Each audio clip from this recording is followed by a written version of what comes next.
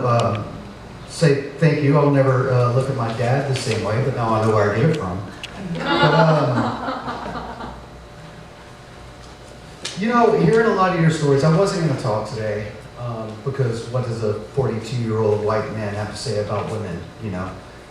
Especially in today's society when there's so much toxicity among my peers. I know that's right. Thank you. And I don't have a lot of family culture of my own. My family did not keep track of their own history. I find myself doing that now. So I'm going to talk about 3 women west of London on King's Road.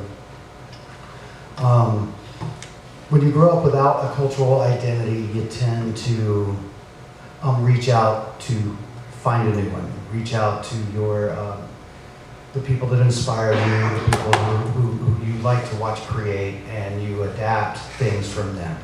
A lot of you in here are inspired by these women that I'm going to talk to without even knowing it. Clashes in color in your outfits, down to, you know, multicolored hair, pre-stressed clothing, and of course safety pins.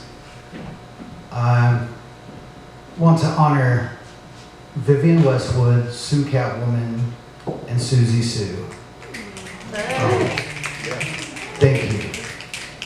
1977 on King's Road, these 3 women, Vivian owned she owned a shop called Sex. It was a bondage clothing shop, and she had a protege named Sue, and her protege, Sue, also had a friend named Sue. And in that shop, punk rock was born.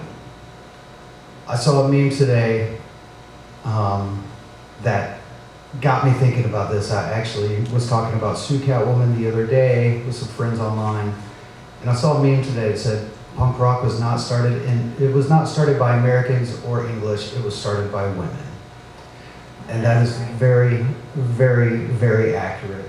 Vivian Westwood, I know most of you probably know who she is. She's a fashion icon. But before she was known for her amazing runway presence, she was married to a man named Malcolm McLaren, who had a friend named Steve Jones. And Steve Jones who became the founding member of the Sex Pistols. That would not have happened without Vivian's shop, because she met him as he was caught shoplifting there. And as far as Sue and Susie, there's just not enough that can be said, about the way they've inspired the youth up until today and going forward among young women. Not only with their style. Sue Catwoman had the bizarre bi-hawk with the shaved top. Susie had the big black hair. They both had the crazy eye makeup that you see coming back into relevance now. But most of all, they were strong. They stood for things that most men in England were afraid to stand for. They stood against the hierarchy. They stood against, people that would shame them for wanting body autonomy. They stood against racism. They stood against classism. They were criticized. They were attacked on the streets, but they never let it change them. They never let the people beat them down from being who they were born to be. And as a 42-year-old straight, white, mostly man,